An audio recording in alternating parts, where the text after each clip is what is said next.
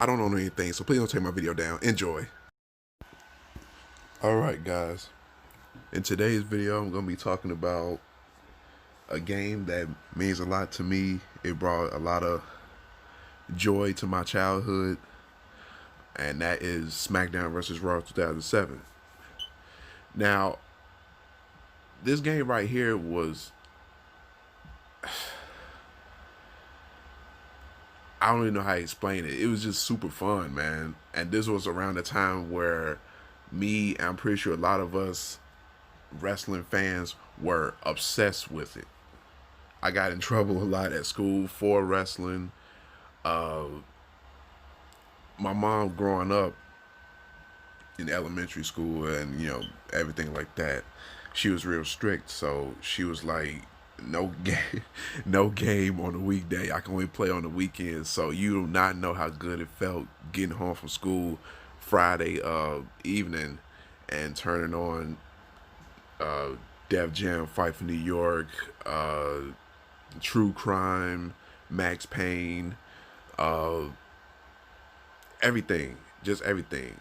The Warriors, all of it. But the one game that would always stay on my mind was SmackDown vs. Raw 2007. And to say that this game is fire would be an understatement. It's just, for a 2007 game, it has more to offer than any WWE game in, today. And the graphics were fire. It had countless story modes. It had multiple story modes for Raw. It had multiple story modes for SmackDown. It was just great, man. The roster was great. It was WWE back in 2006 and 7. It was just amazing, The legends. What I thought was cool was Eddie Guerrero was a legend in this game. You had to unlock him because I think he passed, 2 years before this? Or a year before this came out, because this game dropped in 2006. So I believe he passed a year before this, which is really cool. The cutscenes, the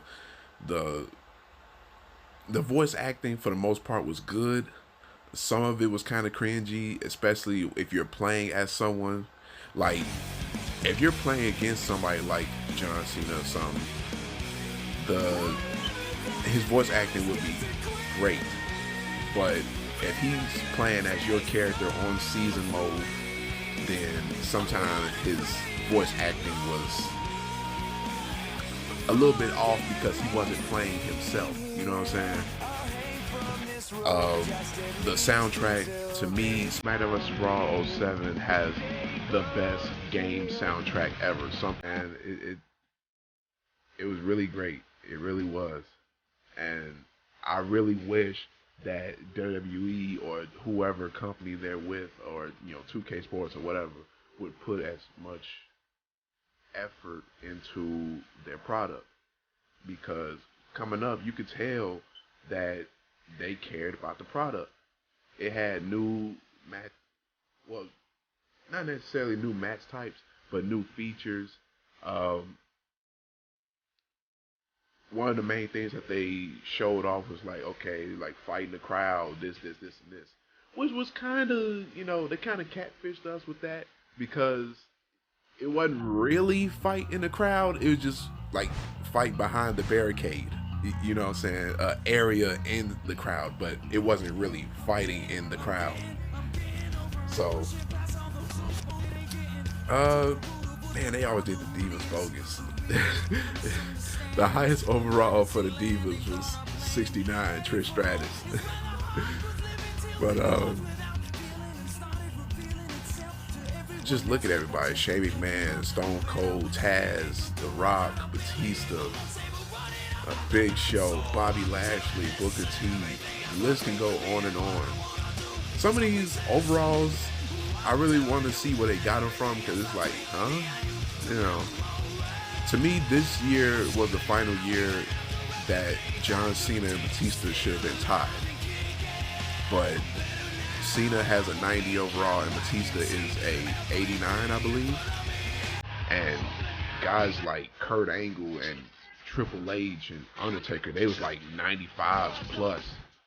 And that was true. Like, if you play with Kurt Angle or somebody during season mode and you skip every match, you basically won every match because he was that cold back in 2006 and '07. That was like mouth guard, black straps Kurt Angle.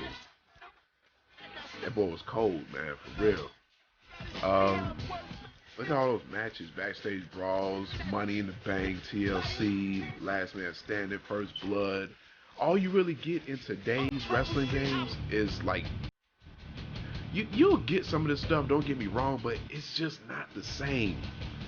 You know what I mean? It's just the feel of it ain't the same no more. Like these games were actually fun, but it's like you're not really into playing WWE games no more. Maybe it's because I actually stopped watching wrestling. I don't really watch wrestling anymore. Like, I'll go on YouTube and watch like the old clips and everything like that. But today's wrestling, I don't know who wrestles. My favorite wrestlers are gone. Uh, well, I guess I'll say part-timers.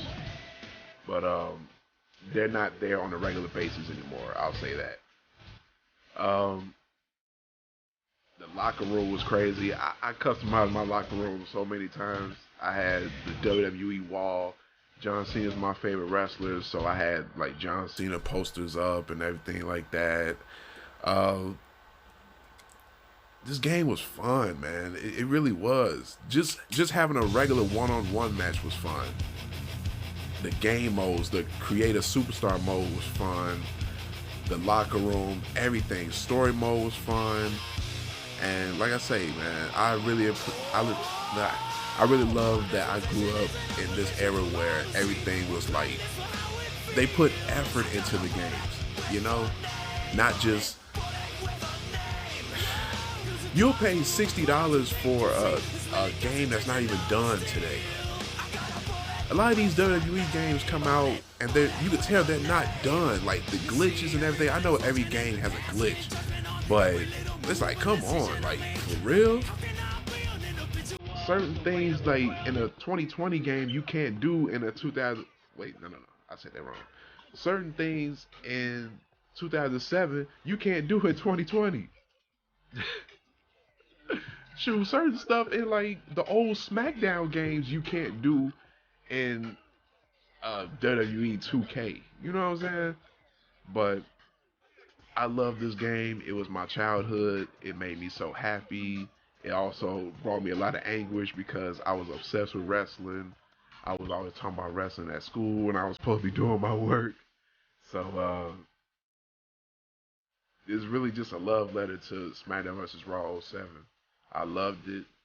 Tell me in the comments what was your favorite wrestling game. I'll be back with another video soon.